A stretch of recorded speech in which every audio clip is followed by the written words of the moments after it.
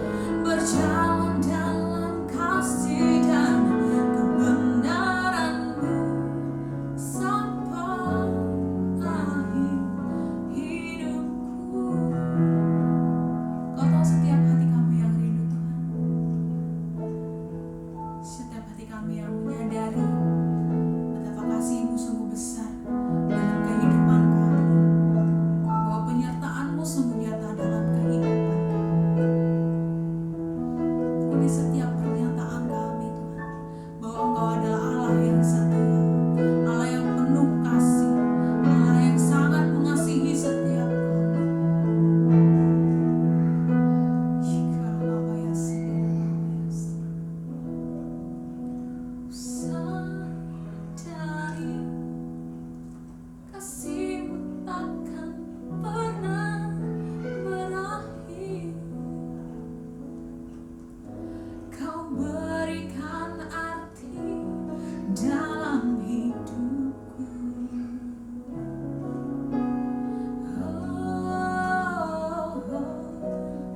Kerinduanku selalu berada di dekat-Mu,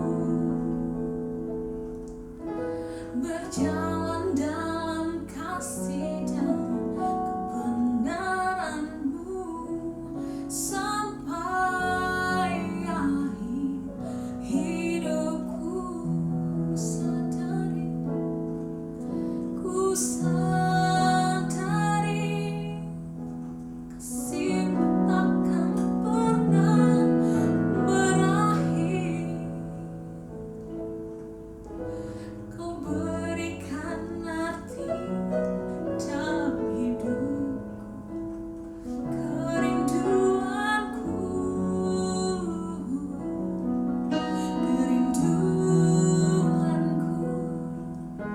selalu berada di dekat. Kami mau berjalan bersama Engkau, Tuhan. Berjalan dalam kasih dan kebenaran-Mu sampai akhir hidupku. Katakan dengan sepenuh hati, ku sadari kasih-Mu takkan pernah berakhir. Kau berikan arti dalam hidupku. Oh, kerinduanku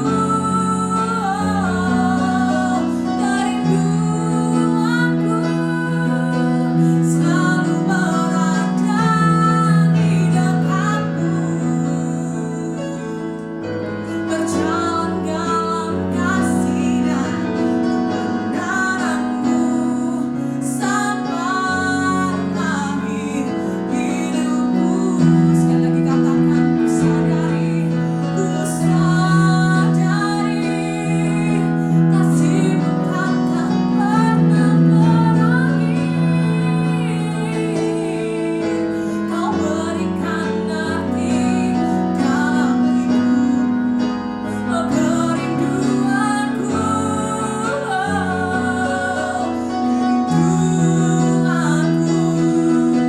selalu berada di dekat-Mu.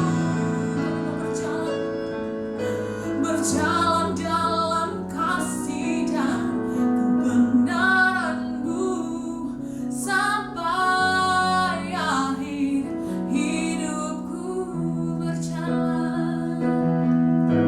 Berjalan dalam kasih dan kebenaran-Mu sampai akhir hidupku. Berjalan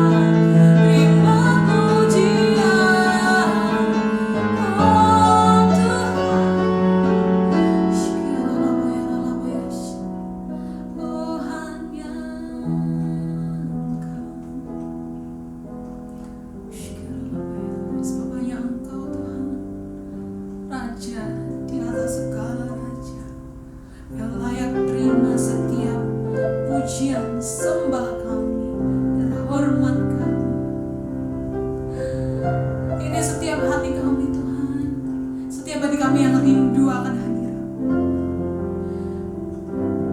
Kami mau Tuhan hidup kami berkenan di hadapan. Kami mau hidup kami Tuhan sesuai dengan kehendak-Mu Tuhan. Di masa-masa muda kami, mungkin keinginan daging kami ingin berfoya-foya, kami ingin bersenang-senang seperti dunia. Tapi ajari kami Tuhan, untuk kami mengerti apa yang Kau ingini dalam hidup kami. Ajari kami mengerti apa yang Kau mau dalam hidup kami. Di masa-masa muda kami, biar kami boleh hidup sesuai dengan kebenaran, biar kami boleh hidup sesuai dengan kehendak-Mu Tuhan, sesuai dengan apa yang Kau mau terjadi dalam hidup kami. Ya karalabaya sikiralabaya sikiralabaya sikiralabaya lalabaya sikiralabaya karalabaya sikiralabaya sikiralabaya. Jadilah kehendak-Mu atas setiap kami anak-anak muda-Mu dimanapun kami berada Tuhan. Kami percaya Roh-Mu turun atas setiap kami, Roh-Mu turun atas setiap kami, lawatan-Mu turun atas setiap kami. Terima kasih Tuhan, terima kasih Tuhan, terima kasih. Yes Lord. Ajarku memahami semua yang Kau ingini, agar hidupku puaskan hati-Mu.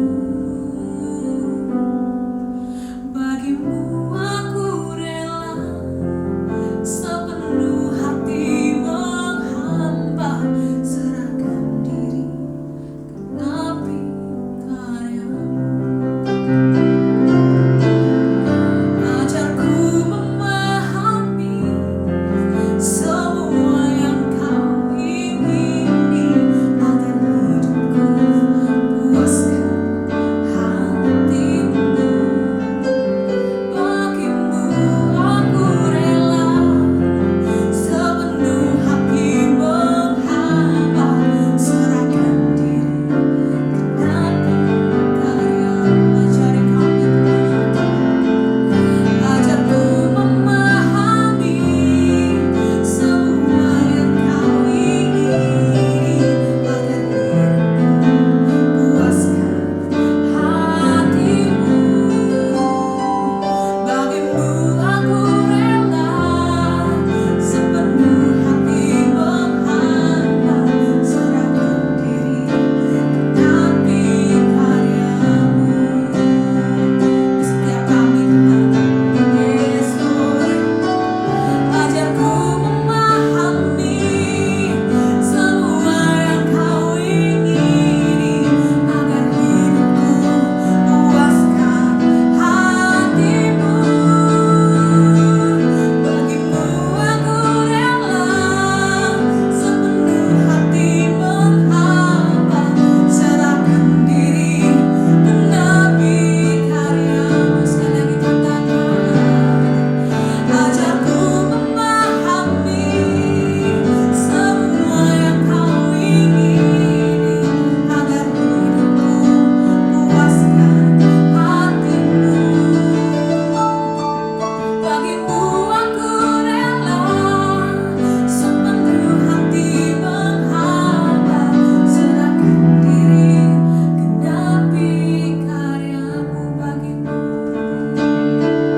Bagimu aku rela sepenuh hati menghamba, serahkan diri genapi karya-Mu. Bagimu aku rela sepenuh hati menghamba, serahkan diri genapi karya-Mu.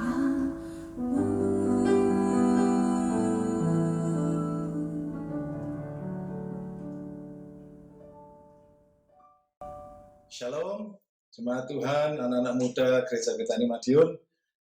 Saya percaya kita semua diberkati Tuhan. Dan mari kita siapkan hati untuk menerima kebenaran firman Tuhan. Kita akan berdoa terlebih dahulu. Mari kita berdoa. Bapa di surga, kami mengucap syukur. Hari ini kami boleh diberi kesempatan untuk menerima bagian yang terbaik, yaitu firman Tuhan. Biarlah firman-Mu ini menjadi kekuatan bagi hidup kami, menjadi terang bagi jalan-jalan kami, dan menjadi pintu terobosan untuk kami mengerti jalan-jalan dan kehendak Tuhan yang ajaib di dalam hidup kami. Berkati kami semua di dalam nama Tuhan Yesus Kristus. Amin.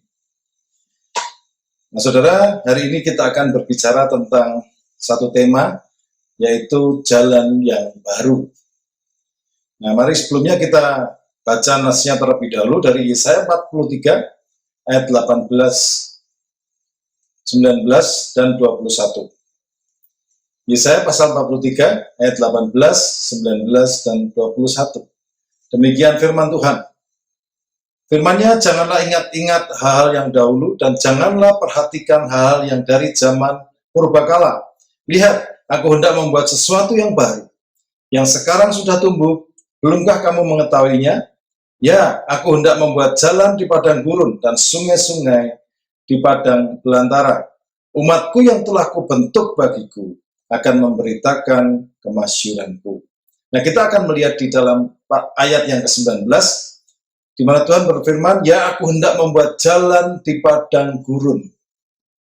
Nah, karena itu, tema kita hari ini adalah jalan yang baru. Apa yang dimaksud dengan jalan di padang gurun? Kenapa kita masuk kepada tema jalan yang baru? Mari kita lihat kepada arti jalan dahulu di dalam Alkitab. Nah, di dalam Alkitab, saudara, ada beberapa kiasan tentang kata jalan. Ada beberapa kiasan tentang kata jalan. Kita mulai dari Perjanjian Lama dahulu. Dalam kitab Yeremia pasal 7 ayat 23, dikatakan bahwa hanya yang berikut inilah yang telah kuperintahkan kepada mereka. Dengarkanlah suaraku, maka aku akan menjadi Allahmu, dan kamu akan menjadi umatku. Dan ikutlah seluruh jalan yang kuperintahkan kepadamu, supaya kamu berbahagia. Jadi, kata jalan di sini adalah perintah atau kehendak Tuhan, saudara. Kemudian, dalam Yesaya 55 ayat 8, dikatakan, sebab rancanganku bukanlah rancanganmu, dan jalanmu bukanlah jalanku, demikianlah firman Tuhan. Nah, di dalam kitab Yesaya 55 ayat 8 ini, kata jalan memiliki arti rencana Tuhan. Di mana rencana Tuhan bukan rencana kita. Rancangan Tuhan bukan rancangan kita, itulah firman Tuhan. Nah, yang lain adalah di dalam Ayub pasal 31 ayat 4, saudara. Dikatakan, bukankah Allah yang mengamati jalanku dan menghitung segala langkahku. Artinya di sini bahwa Allah mengamati seluruh hidupku. Kata jalanku di sini berarti hidup manusia. Jadi kalau yang pertama artinya adalah perintah atau kehendak Tuhan, yang kedua memiliki makna yang lain yaitu rencana Tuhan, yang ketiga memiliki makna yaitu sebagai hidup manusia. Nah, ada kiasan yang lain di dalam Keluaran pasal 18 ayat 20. Katakan demikian. Kemudian haruslah engkau mengajarkan kepada mereka ketetapan-ketetapan dan keputusan-keputusan, dan memberitahukan kepada mereka jalan yang harus dijalani dan pekerjaan yang harus dilakukan. Nah, kata jalan yang harus dijalani di sini bermakna sebagai suatu gaya hidup sebagai umat Allah.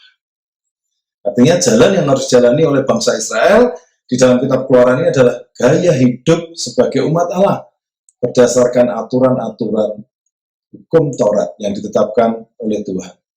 Kemudian dalam Yesaya 21 ayat 8, tetapi kepada bangsa ini haruslah kau katakan, beginilah firman Tuhan, sesungguhnya aku menghadapkan padamu jalan kehidupan dan jalan kematian. Ada kata jalan kehidupan dan jalan kematian. Artinya apa? Bahwa dalam nats ini dikatakan bahwa arti kata jalan adalah tujuan hidup, arah kehidupan, yaitu ada arah kehidupan yang berarah atau menuju kepada kehidupan, hidup yang menuju kepada kematian. Bagaimana tujuan hidup kita hari ini? Apakah kepada kehidupan atau kepada kematian? Ini salah satu makna kata jalan yang lain. Kemudian ada makna yang lain lagi dalam Kisah Para Rasul 24 ayat 14. Dikatakan demikian, tetapi aku mengakui kepadamu bahwa aku berbakti kepada Allah nenek moyang kami dengan menganut jalan Tuhan, yaitu jalan yang mereka sebut sekte. Aku percaya kepada segala sesuatu yang ada tertulis dalam hukum Taurat dan dalam kitab nabi-nabi. Jadi kata jalan Tuhan di sini memiliki makna sebagai satu ajaran yang dianut oleh Rasul Paulus, yang waktu itu dikenal sebagai orang-orang percaya kepada Tuhan, mengikuti jalan Tuhan. Ya, jadi ada beberapa makna kata jalan. Nah, puncaknya kata jalan ini dimaknai dalam satu perkataan Yesus tentang dirinya sendiri sebagai Mesias. Dalam Yohanes 14 ayat 6 dikatakan, kata Yesus kepadanya, akulah jalan dan kebenaran dan hidup. Tidak ada seorang pun yang datang kepada Bapa kalau tidak melalui aku. Jadi dari semua makna yang kita sebutkan tadi ada 6 makna. Makna yang tentang perintah atau kehendak Allah dan rencana Allah ini adalah gambaran tentang kebenaran. Di mana Yesus adalah jalan dan kebenaran, dan makna yang lain berbicara tentang kehidupan. Dikatakan Yesus, akulah jalan, kebenaran, dan hidup. Jadi makna-makna tadi dirangkum dalam satu makna yang Tuhan Yesus sampaikan sebagai kebenaran, jalan kebenaran, dan hidup. Saudara, mari kita lihat di dalam 2 Korintus 5 ayat yang ke-17. Jadi, siapa yang ada di dalam Kristus, ia adalah ciptaan yang baru, yang lama sudah berlalu, sesungguhnya yang baru sudah datang. Saudara, inilah artinya kita mau berbicara tentang jalan yang baru. Jalan yang baru itu apa? Jalan sebagai ciptaan yang baru, sebagai ciptaan baru di dalam Yesus. Bagaimana kita hidup di dalam jalan yang baru ini, saudara? Nah, untuk kita mendapatkan jawabannya, kita bisa membaca tadi dalam nasnya di dalam Yesaya 42. Kita akan baca terusannya dalam Yesaya 43, ayat 22 sampai 28. Kita akan lihat dulu di ayat 22. Karena di sini kita akan melihat Tuhan mengingatkan, aku akan buatkan jalan yang baru, jalan di padang gurun, sungai-sungai di padang belantara. Dan umatku akan memasyurkan aku. Kemudian Tuhan menyampaikan di dalam Yesaya 43 tentang keluhan-keluhan Tuhan. Nah, dari keluhan-keluhan Tuhan ini, komplain Tuhan tentang umatnya, tentang kelakuan bangsa Israel, kita akan mengerti, oh ternyata Tuhan mengharapkan yang sebaliknya dari apa yang dilakukan umat Israel. Dari sini kita bisa melihat Tuhan mengharapkan sesuatu tindakan yang harusnya dilakukan tapi tidak dilakukan. Apa keluhan Tuhan tentang bangsa Israel? Yang pertama di ayat 22, sungguh engkau tidak memanggil aku, hai Yakub, dan engkau tidak bersusah-susah karena aku, hai Israel. Ayat yang ke-22 dikatakan bahwa ini keluhan Tuhan. Seharusnya dengan kodratmu sebagai ciptaan yang baru, sebagai umatku, engkau memanggil aku, Yakub, dan engkau tidak usah bersusah-susah karena aku, hai Israel.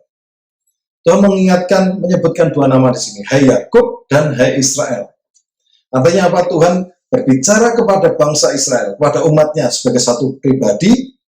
Hai Yakub artinya semua orang Israel secara pribadi, dan hai Israel, semua umat Israel sebagai satu bangsa yang dibentuk melalui keluarga menjadi satu bangsa, yaitu bangsa Israel.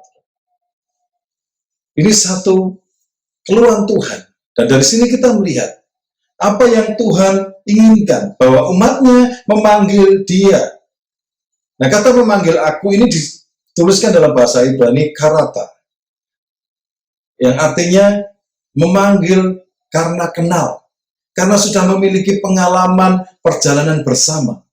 Bukankah bangsa Israel sudah mengalami perjalanan di padang gurun, pembelaan Tuhan yang luar biasa, menyeberang laut Teberau, mujizat-mujizat, tiang awan, tiang api, burung puyuh, makan daging, mereka dikasih makan daging, air yang memancar di padang gurun.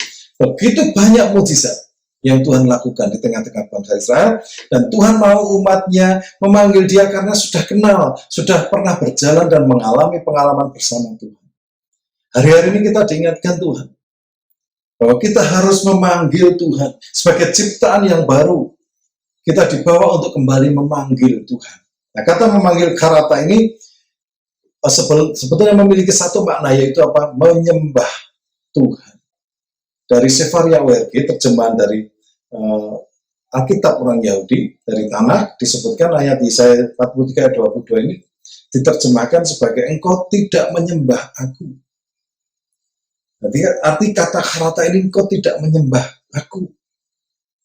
Penyembahan dimulai dari satu pengenalan akan pribadi Tuhan. Tuhan mau kita sebagai umatnya, ciptaan yang baru, menyembah Dia, saudara. Dan Tuhan memberikan pesan bukan hanya kepada bangsa Israel, tapi kepada Yakub dan Israel, artinya kepada semua pribadi lepas pribadi. Tuhan berpesan juga kepada kita semua, pribadi lepas pribadi harus nyembah Tuhan. Itulah sebabnya hari-hari ini Tuhan dalam tanda kutip paksa seluruh dunia untuk datang menyembah di dalam satu pribadi, berkumpul di tengah-tengah keluarga. Hai Yakub, hai Israel. Israel satu bangsa dibentuk dari keluarga-keluarga. Oleh karena itu Tuhan mau kita semua di tengah-tengah masa social distancing ini duduk berkumpul sebagai satu keluarga menyembah Tuhan. Ingat bahwa kita ini adalah umat yang sudah ditebus. Kita memiliki pengalaman bersama Tuhan. Mari kembalikan jam-jam doamu. Alkitab mencatat dalam Mazmur 119 ayat 164. Daud berdoa 7 kali sehari. Dia menyembah dan memanggil Tuhan 7 kali sehari. Daniel 3 kali sehari dia menyembah Tuhan dalam Daniel 6 ayat yang 11b. 3 kali sehari ia berlutut berdoa serta memuji Allahnya seperti yang biasa dilakukannya. Saudara, bukan masalah jumlahnya, tetapi kedisiplinan, keteguhan hati mereka, Daud dan Daniel, untuk menyembah Tuhan dalam waktu-waktu yang tertentu. Itu menggambarkan bagaimana mereka sadar mereka adalah ciptaan yang baru. Hari-hari ini Tuhan ingatkan, Tuhan tegur seluruh dunia untuk memiliki satu momen persekutuan pribadi dengan Tuhan. Hai Yakub, hai Israel, engkau secara pribadi harus datang kepada Tuhanmu. Engkau secara korporat harus datang bersama keluargamu menyembah Tuhan. Ini yang Tuhan mau. Dan lakukan ini dengan setia. 7 kali sehari, 3 kali sehari dilakukan seumur hidup Daud dan Daniel. Artinya apa? Ini membuktikan mereka menjalin persekutuan yang teguh dan setia bersama Tuhan. Saudara, doa-doa ini harus dilakukan kapan? Setiap waktu. Baik itu dalam suka maupun duka. Ada satu kisah yang luar biasa dari seorang jemaat kami di Ungaran, saudara. Sebelum kejadian ini, sekitar 3,5 tahun yang lalu, tiba-tiba istrinya didiagnosa sakit kena kanker usus. Sudah stadium 3B. Akhirnya dirawat, di kemo 2 kali, dan setelah di kemo 2 kali, ternyata si istri tidak kuat, kondisinya begitu drop dan kritis. Nah, suaminya dalam keadaan sang istri kritis, dia berdoa bagi keluarganya, bagi istrinya secara khusus, dan Tuhan kasih hikmat. Dan ini hikmat yang luar biasa. Sesuatu yang datang dari Tuhan, bukan sesuatu yang dikarang-karang sendiri. Jadi tidak bisa ditiru-tiru, tapi harus datang dari Tuhan. Tetapi hikmat ini mengingatkan saya akan pentingnya menyembah Tuhan atau persekutuan pribadi dengan Tuhan. Sebab dikatakan demikian, kalau kamu ingin istrimu sembuh, Tuhan berkata, kamu datang kepadaku, doa. Setiap hari 3 kali ngomong, terima kasih Tuhan, terima kasih Tuhan, terima kasih Tuhan. Sehari ke-3 kali luangkan waktu untuk berdoa dan mengucapkan terima kasih. Titik. Tuhan ngajarnya sederhana. Tapi di balik itu, Tuhan mau ngajari ternyata itu gaya doanya Daniel 3 kali sehari. Dan akhirnya mereka putuskan, karena istrinya tidak kuat di kemo, saudara, mereka putuskan stop pengobatan, mereka buat surat pernyataan di depan dokter. Dokter berkata, ibu, kalau ibu tidak pengobatan, ibu mungkin tidak kuat, 3 bulan lagi ibu sudah tidak kuat. Sang istri dan suami ini berkata, tidak apa-apa Pak, kami yang tanggung risiko. Sebab mereka sudah dapat dari sesuatu dari Tuhan. Untuk apa? Untuk berkata, terima kasih Tuhan. Mengucap syukur 3 kali sehari. Dan akhirnya keluarga ini mulai lakukan itu. Setelah mereka mulai lakukan itu, ternyata keadaan istrinya mulai lama-lama membaik. Lama-lama membaik, tadinya sudah tidak bisa BAB, sudah badannya lemes, tiba-tiba mulai pulih kembali, pelan-pelan normal, pulih kembali. Dan waktu 3 bulan dilalui dengan tidak terjadi apa-apa. Yang seharusnya 3 bulan dokter berkata, ibu tidak kuat. Ternyata 3 bulan berlalu, 4 bulan berlalu, 1 tahun berlalu, tidak terjadi apa-apa, dan saat diperiksakan kembali ternyata kankernya sudah mengecil. Masih ada, tapi sudah mengecil. Nah, setelah itu Bapak ini dapat lagi dalam doanya kepada Tuhan diingatkan Tuhan. Sekarang tambah jam doamu bukan hanya 3 kali, tapi aku minta 7 kali. Saya jadi ingat, Tuhan, ini persis seperti yang dilakukan Daud 7 kali dalam sehari, mengucapkan terima kasih. Dan ini dilakukan Bapak itu. Sekarang sudah 3,5 tahun, ibu ini sudah sembuh dari kankernya. Bukan karena kita tidak percaya pengobatan, bukan. Tapi karena hikmat Tuhan yang dilakukan. Sesuatu yang sederhana tapi datangnya dari Tuhan mendatangkan hasil yang luar biasa. Nah, mari kita lihat jalan Tuhan yang baru yang kedua ini apa? Komplain Tuhan kepada umat Israel apa? Supaya kita ngerti. Supaya kita tidak dikomplain Tuhan juga. Ya. Yang kedua, engkau tidak membawa domba-domba korban bakaranmu bagiku dan tidak memuliakan aku dengan korban sembelihanmu. Aku tidak memberati engkau dengan menuntut korban sajian atau menyusahai engkau dengan menuntut kemenyan. Nah, kata memuliakan di sini dari kata kibatani yang akar katanya adalah kabot, yang berarti honor atau memuliakan Tuhan dengan korban syukur. Jadi di tengah-tengah kelemahan, di tengah-tengah keterbatasan kekurangan, tapi memberikan korban syukur. Itu adalah kibatani. Itulah memuliakan Tuhan. Dan inilah komplain Tuhan kepada bangsa Israel. Hei umatku, engkau tidak memuliakan aku. Engkau tidak kibatani kepadaku. Engkau tidak memuliakan aku dengan korban syukurmu di tengah-tengah keadaanmu yang berat. Saudara, ada satu contoh pribadi yang memberikan korban syukur luar biasa, yaitu seorang janda miskin. Markus 12 ayat 42, di mana dikatakan bahwa dia memberikan persembahan berupa apa? 2 peser, yaitu 1 duit. Dan Alkitab menyebutkan bahwa itu adalah uangnya yang terakhir. Uang satu-satunya miliknya dia. Yesus tahu persis. Saudara perhatikan bahwa Yesus tahu dan berkata persembahan janda ini lebih besar dari semua persembahan orang lain. Sebab dia memberi dari apa? Kekurangannya. Ayat 44 dikatakan, sebab mereka semua memberi dari kelimpahannya, tapi janda ini memberi dari kekurangannya. Semua yang ada padanya yaitu seluruh nafkahnya. Satu hal yang menjadi ironi di sini adalah bahwa di ayat 40, Yesus menegur ahli-ahli Taurat. Hati-hati dengan ahli-ahli Taurat yang menelan rumah janda-janda. Sedang mereka mengelabui mata orang dengan doa yang panjang-panjang. Mereka ini pasti akan menerima hukuman yang lebih berat.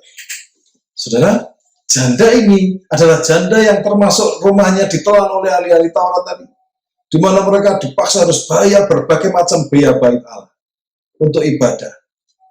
Tetapi saudara, dia tetap datang di tengah kekurangannya, dia tidak punya apa-apa. Dia tinggal punya uang 2 peser, dia datang ke rumah Tuhan dan tetap memberikan persembahan tanpa ada perasaan jengkel, tanpa ada sakit hati dengan ahli-ahli Taurat itu. Itulah satu korban syukur yang sangat berkenan di hadapan Tuhan. Sehingga sampai sekarang dicatat apa yang dilakukan oleh janda ini. Saudara, inilah satu persembahan sulung yang luar biasa. Satu persembahan yang luar biasa. Dan Tuhan adalah satu pribadi yang sangat menghargai persembahan kita. Korban syukur kita. Bahkan Tuhan menantikan dari umatnya. Mana umatku, korban syukurmu? Mungkin saudara berkata, Pak, aku masih muda. Saudara, saya mau cerita ada tentang kisah seorang pribadi yang sukses. Saudara. Dia ini adalah adik sepupu saya. Waktu itu dia ikut saya di Sidoarjo, awal-awal karirnya. Kemudian dia akhirnya dibaptis di gereja di Sidoarjo. Sama-sama bertumbuh dalam pelayanan. Dan saya pesan kepada dia, sebagai adik rohani saya pesan, Dek, kalau kamu nanti sudah kerja, dapat gaji, kamu berikan gaji pertamamu sebagai persembahan sulung. Yang pertama, masukkan semua rumah Tuhan. Dan lihat apa yang Tuhan lakukan dalam hidupmu. Dan dia dengan taat, dia lakukan itu dengan sukacita.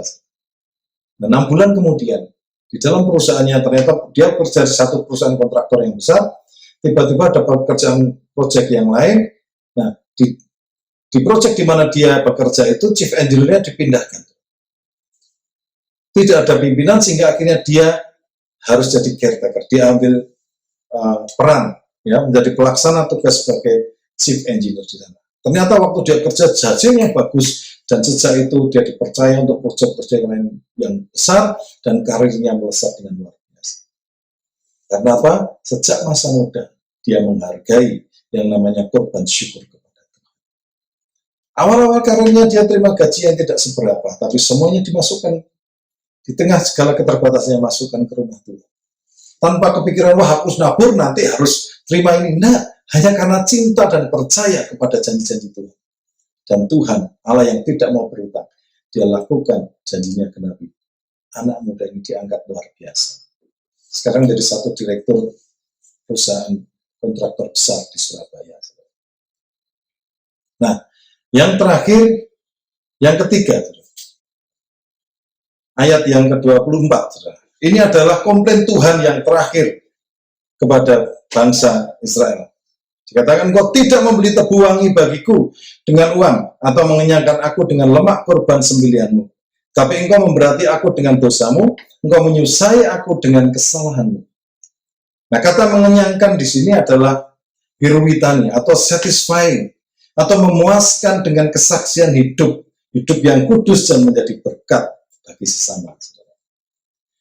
Nah, ini adalah satu ajaran yang tepat sama seperti yang disampaikan oleh Timotius di dalam kisah, dalam suratnya 1 Timotius 6 ayat 17-18. Peringatkanlah kepada orang-orang kaya di dunia ini agar mereka jangan tinggi hati dan jangan berharap pada sesuatu yang tak tentu seperti kekayaan, melainkan pada Allah yang dalam kekayaannya memberikan kepada kita segala sesuatu untuk dinikmati. Peringatkanlah agar mereka itu berbuat baik, menjadi kaya dalam kebajikan, suka memberi dan membagi. Saudara, hal yang terakhir yang Tuhan komplain kepada bangsa Israel, kepada umatku.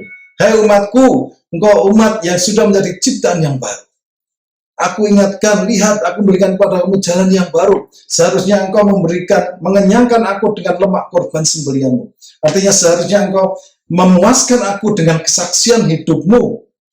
Hari-hari Tuhan mencari orang yang bukan hanya bersekutu, rajin berdoa dengan Tuhan.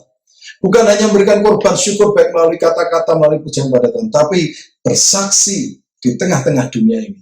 Menjadi saksi Kristus dan memuliakan, mengharumkan nama Tuhan seperti tebu wangi di dalam nasi. Nah, kita melihat ada satu contoh di Alkitab yang luar biasa. Seorang kaya yang bernama Sakius. Saudara, Sakius sadar, pada saat dia berubah menjadi ciptaan yang baru, Tuhan Yesus datang ke rumahnya, dia diingatkan akan semua. Dia sadar secara rohnya, dia tahu persis bahwa aku harus bertobat. Ini kesempatan terbaikku, now or never. Kalau Yesus pergi, dia sudah kehilangan momennya. Maka dia saat itu juga, dia pengen bereskan apa yang menjadi dosanya yang selama ini menghalangi dia dengan Tuhan, yaitu hatinya yang cinta uang. Karena dia pelit. Nah, orang yang pelit tidak akan memberikan bau yang harum bagi Tuhan.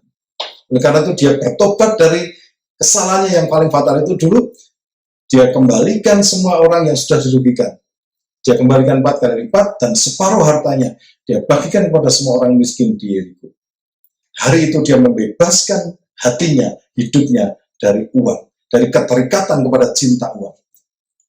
Dan dia bisa masuk dalam keselamatan kekal yang Tuhan berikan.